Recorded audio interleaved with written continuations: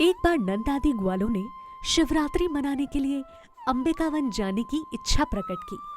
रासलीला शरद ऋतु में संपन्न हुई थी और उसके बाद दूसरा बड़ा उत्सव होली या दोल यात्रा होता है।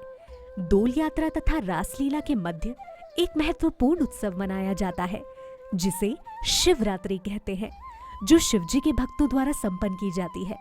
किंतु कभी-कभी वैष्णव भी इस उत्सव को मनाते हैं क्योंकि वो शिवजी को परम वैष्णव मानते हैं। किंतु कृष्ण के भक्तों द्वारा शिवरात्रि का ये समारोह नियमित रूप से नहीं मनाया जाता। ऐसी परिस्थिति में श्रीमद् भागवतम में बताया गया है कि नंद महाराज समेत ग्वालों ने एक बार इच्छा की। इसका यही अर्थ होता है कि शिवरात्रि उत्सव को नियमित रूप से नहीं मनाते थे, किंतु एक बार वो उत्सुकतावश अंबिकावन जाने के इच्छुक हुए। अंबिकावन गुजरात प्रदेश में कहीं पर है। कहा जाता है कि ये सरस्वती नदी के तट पर स्थित है, किंतु गुजरात प्रदेश में सरस्वती नाम की कोई नदी ही नहीं है। वहां की एकमात्र नदी साबरमती है। भारत के सारे महान तीर्थ स्थान गंगा, यमुना, सरस्वती, नर्मदा, गोदावरी, कावेरी आदि उत्तम नदियों के तट पर स्थित है। अंबिकावन सरस्वती नदी के तट पर स्थित था और सारे ग्वाले तथा नंद महाराज वहां गए। उन्होंने शिवजी तथा अंबिका की मूर्तियों की पूजा अत्यंत भक्तिभाव से प्रारंभ की। ये सामान्य प्रथा है कि जहां भी शिवजी का मंदिर होता है वहीं अंबिका यानी कि दुर्गा का भी मंदिर होता है, क्योंकि अंबिका शिवजी की पत्नी है और स्त्रियों में परम पतिव्रता है। वे अपने पति के संग से पृथक नहीं रहती। अंबिकावन पहुंचकर वृंदावन के ग्वालों ने सर्वप्रथम सरस्वती नदी में स्नान किया। यदि कोई किसी तीर्थ स्थान पर जाता है तो उसका पहला कर्तव्य यही है कि वो स्नान करे, और कभी-कभी लोग अपना सिर भी मुंडवाते हैं। ये पहला कार्य होता है। स्नान के बाद लोगों ने श्री विग्रहों की पूजा की और पवित्र स्थानों में दान दिया। नंद महाराज समेत सारे ग्वालों ने सरस्वती के तट पर ही रात बिताई। उन्होंने दिन भर उपवास रखा और रात्रि में थोड़ा सा जल पिया। किंतु जब वे विश्राम कर रहे थे तो पास के जंगल में एक विशाल सर्प निकलकर उनके समक्ष प्रकट हुआ और भूख के मारे नंद महाराज को निगलने लगा। नंद असहाय होकर चिल्लाने लगे, कृष्ण आओ और इस संकट से मुझे उबारो, ये सर्प मुझे निगलने जा रहा है। जब नंद ने टेर लगाई तो सारे ग्वाले जाग गए और उन्होंने सारी घटना देखी। उन्होंने तुरंत जलते लट्ठे उठा लिए और वे उन्हीं से सर्प को मारने लगे, किंतु तब भी सर्प नंद महाराज को निगलना नहीं छोड़ रहा था। उस समय श्री कृष्ण उस स्थान पर प्रकट हुए और सर्प को अपने चरण कमलों से छुआ। पांव का स्पर्श पाते ही उसने अपना रेंगता हुआ शरीर त्याग दिया और एक अत्यंत सुंदर देवता के रूप में प्रकट हुआ, जिसका नाम विद्याधर था। उसका शरीर इतना सुंदर था कि वो पूजा योग्य लगता था। उसके शरीर से कांति तथा तेज फूट रहा था और वो सोने का हार पहने था।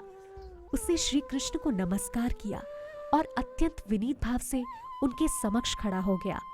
तब श्री कृष्ण ने उस देवता से पूछा, तुम अत्यंत सुंदर देव प्रतीत होते हो, जिस पर लक्ष्मी जी की कृपा है।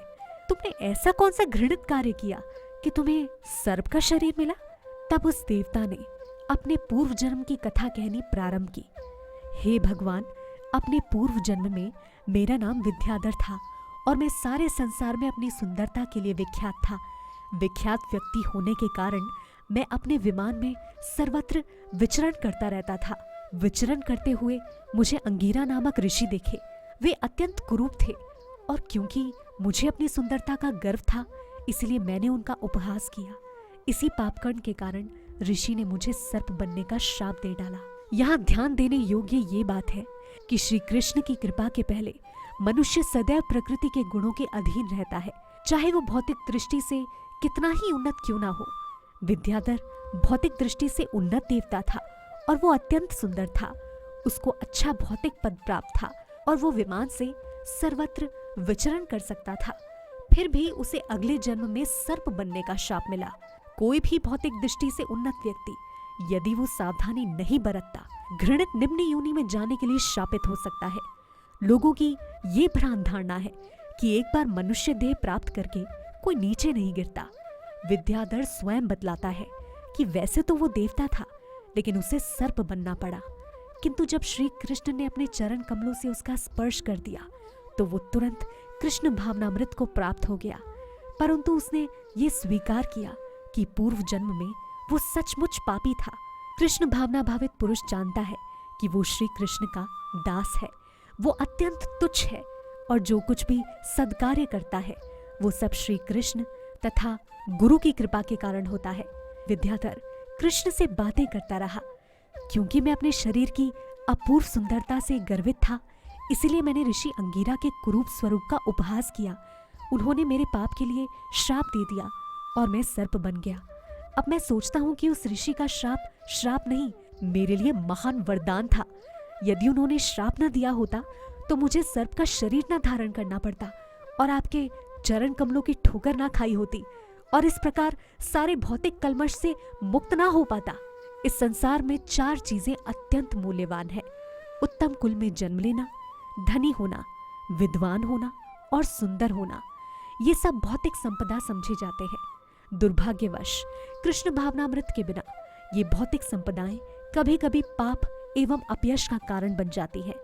विद्याधर देवता होते हुए भी और सुंदर शरीर वाला होकर भी गर्व के कारण सर्प का शरीर प्राप्त करने के श्राप से शापित हुआ। इसलिए इस घटना से हमें ये शिक्षा मिल सकती है कि जिन लोगों को अपनी भौतिक संपदा का अत्यंत गर्व होता है और जो दूसरों के प्रति शत्रु भाव रखते हैं, उन्हें सर्प का शरीर मिलता है। सर्प सर्वाधिक क्रूर तथा ईर्ष्यालु जीव माना जाता है, किंतु जो लोग मनुष्य होकर अन्यों से ईर्ष्या करते हैं, वे सर्पों से भी अधिक दोषी माने जाते हैं। सर्पों को मंत्रों तथा औषधियों के बल पर दमित या नियंत्रित किया जा सकता है, किंतु जो ईर्ष्यालु है उसे कोई भी वश में नहीं कर सकता। विद्याधर ने आगे कहा, हे प्रभु, अब मैं सोचता हूँ कि समस्त पाप कर्मों से मुक्त होकर अपने घर स्वर्ग वापस जाने के लिए आपकी अनुमति प्राप्त कर लूं। ये प्रार्थना सूचित करती है कि जो लोग सकाम कर्मों में अनुरक्त हैं और उच्च लोकों में जाकर सुख भोगना चाहते हैं, वो श्री भगवान की स्वीकृति के बिना जीवन लक्ष्य की प्राप्ति नहीं कर सकते। श्रीमद् भगवद गीता में कहा गया है कि अल्पज्ञ लोग भौतिक लाभ की कामना करते रहते हैं, इसलिए तरह तरह के देवताओं की पूजा करते हैं, किंतु वास्तव में वो भगवान श्री विष्णु या श्री कृष्ण की अनुमति से ही देवताओं से वरदान प्राप्त करते हैं। देवताओं में किसी प्रकार का लाभ या वरदान देने की शक्ति नहीं होती। यदि किसी को भौतिक वर मांगना ही है तो वो भगवान श्री कृष्ण की पूजा करके उनसे मांग सकते हैं। श्री भगवान भौतिक वरदान देने में भी सक्षम है, किंतु एक देवता से भौतिक वरदान की याचना करने तथा श्री कृष्ण से याचना करने में अंतर है। बुद्धिमान व्यक्ति कभी ना तो देवताओं की कृपा की आकांक्षा करता है, न उन्हें पूजता है। वो सीधे कृष्ण भावना भावित बन जाता है, और यदि उसके मन में किसी भौतिक लाभ की कामना होती भी है तो वो देवताओं से न मांगकर श्री कृष्ण से मांगता है। विद्याधर, जो स्वर्ग वापस जाने के लिए श्री कृष्ण की अनुमति की प्रतीक्षा कर रहा था, बोला, मैं भली भांति जानता हूँ कि जो आपके पवित्र नाम का निरंतर जप करता है वो समस्त पापों के फलों से मुक्त हो जाता है, और जिन लोगों को साक्षात आपका चरण स्पर्श प्राप्त हो वो तो निश्चित रूप से मुक्त हो जाते हैं। इसलिए मेरा दृढ़ विश्वास है कि आपके दर्शन से तथा चरण स्पर्श से मैं ब्राह्मण श्राप से मुक्त हूँ। इस प्रकार विद्याधर को श्री कृष्ण से अपने घर स्वर्गलोक जाने की अनुमति प्राप्त हो गई। इस अनुमति को प्राप्त करने के बाद उसने श्री भगवान की परिक्रमा की और प्रणाम करके वो अपने स्वर्गधाम को चला गया। इस प्रकार नंद महाराज भी सर्प के द्वारा निगले जाने से बच गए। सारे ग्वाले शिव तथा अंबिका का पूजन करने के पश्चात वृंदावन लौटने की तैयारी करने लगे। लौटते समय उन्हें श्री कृष्ण के अद्भुत कार्यकलाप याद आते रहे। विद्याधर की मुक्ति का बखान करने से वो कृष्ण के प्रति और अधिक आसक्त हो गए। वो तो शिव और अंबिका पूजन के लिए आए थे, लेकिन कृष्ण के प्रति अधिकाधिक अनुरक्त हो गए। इसी प्रकार गोपियां भी कात्यायनी का पूजन करके श्री कृष्ण के प्रति अधिकाधिक अनुरक्त हुई थी।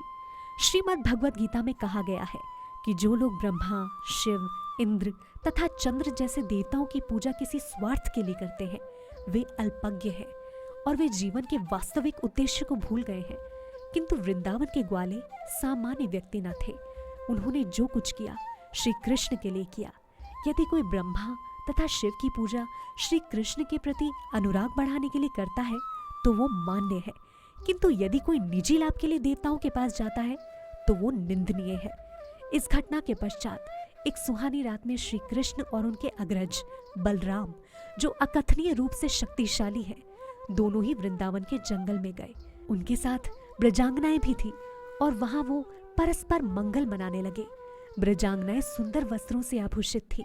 वो चंदन का लेप किए थी और फूलों से सजी थी। आकाश में चंद्रमा चमक रहा था और उसके चारों ओर तारे टिमटिमा रहे थे।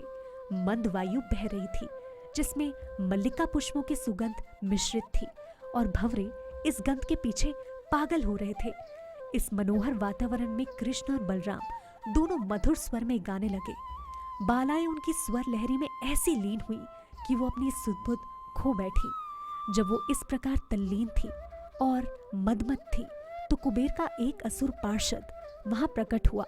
इस असुर का नाम शंखचूड़ था, क्योंकि इसके मस्तक पर शंख की आकृति की एक मणि थी। जिस प्रकार कुबेर के दो पुत्रों ने अपने ऐश्वर्य के मद में श्री नारद मुनि की परवाह नहीं की थी, उसी प्रकार शंखचूड़ अपने ऐश्वर्य से इतराया हुआ था। उसने सोचा कि श्री कृष्ण और बलराम सामान्य ग्वाले हैं जो अनेक सुंदर लड़कियों के साथ आनंद मना रहे हैं। साधारण तौर पर भौतिक जगत में धनवान व्यक्ति सोचता है कि सुंदर स्त्रियों का भोग उसे ही करना चाहिए। शंखचूड़ भी यही सोच रहा था, क्योंकि वो कुबेर के परिवार का था। इसलिए कृष्ण और बलराम को नहीं, बल्कि उसे ही इतनी सुंदर बालाओं का आनंद लूटना चाहिए। इसलिए उसने उन पर आक्रमण करने का निश्चय किया। वो कृष्ण, बलराम और ब्रजांगनाओं के समक्ष प्रकट हुआ और उन सुंदर लड़कियों को उत्तर की ओर ले चला। कृष्ण और बलराम के होते हुए वो उन पर इस प्रकार रौब जमा रहा था मानो वो उनका स्वामी या पति हो। शंखचूड़ द्वारा इस प्रकार अपहरण की जा रही ब्रजबालाएं रक्षा के लिए श्री कृष्ण और बलराम का नाम ले लेकर पुकारने लगी। दोनों भाई अपने हाथ में साल की लठ लेकर उसका पीछा करने लगे। वो गोपियों से कहते जा रहे थे, डरना नहीं, हम इस असुर को दंड देने के लिए तुरंत आ रहे हैं। और वो तुरंत शंखचूड़ के पास पहुंच गए। जब शंखचूड़ ने सोचा कि ये दोनों भाई अत्यंत बलवान हैं, तो वो डर के मारे गोपियों को छोड़कर अपनी जान बचाकर भागा। लेकिन श्री कृष्ण ने उसे जाने नहीं दिया। उन्होंने बलराम को गोपियां सौंप दी और स्वयं जहां जहां शंखचूड़ भागा उसका पीछा करते रहे। कृष्ण उसके सर से शंख सदृश मणि को लेना चाह रहे थे।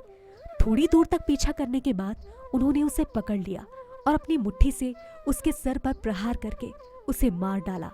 फिर उन्होंने वो मणि ले ली और वापस चले गए। उन्होंने समस्त ब्रजांगनाओं की उपस्थिति में वो मणि अपने भाई बलराम को सौंप दी। अगले एपिसोड में हम जानेंगे कि कैसे गोपियां कृष्ण का चिंतन करके अपना दिन काटा करती थी। हरे कृष्णा।